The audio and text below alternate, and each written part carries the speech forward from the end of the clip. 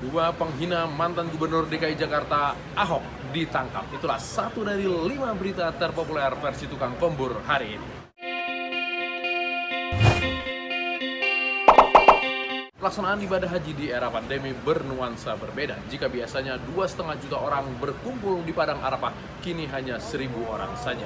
Berjamaah mengawali wukuf di Masjid Namirah yang ada di Padang Arafah, ditandai dengan khutbah wukuf.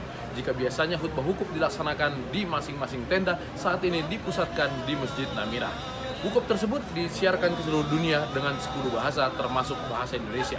Wukuf dan haji tahun ini berlangsung dengan protokol kesehatan yang ketat, mulai dari jaga jarak, mencuci tangan, dan pemeriksaan suhu tubuh secara ketat.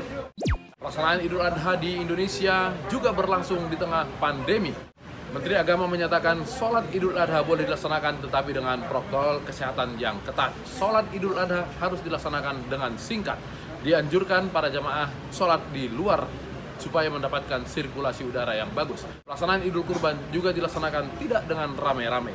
Pemotongan kurban tidak dihadiri oleh warga dan daging kurban dibagikan langsung ke masyarakat.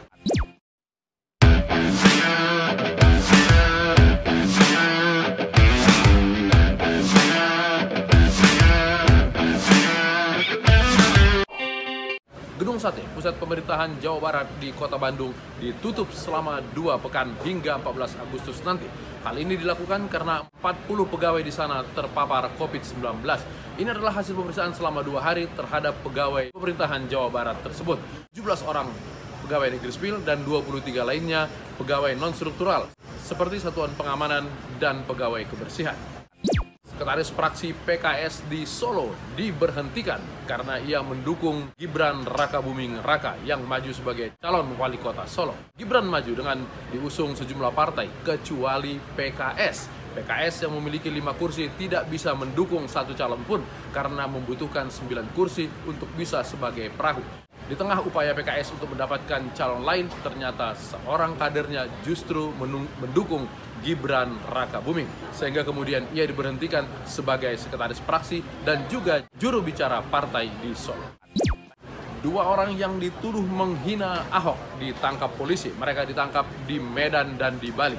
Yang ditangkap di Bali adalah seorang wanita berusia 67 tahun. Mereka menghina Ahok dan keluarganya melalui media sosial seperti Instagram. Ahok menyatakan ia terbiasa dengan kritik, tapi hinaan yang dilakukan oleh 2 akun tersebut sudah di luar batas sehingga ia harus melaporkan ke polisi. Itulah 5 berita terpopuler yang dirangkum oleh tukang kombur hari ini. Tonton terus channel ini untuk mendapatkan berita-berita yang cerdas dan menghibur. Sampai jumpa.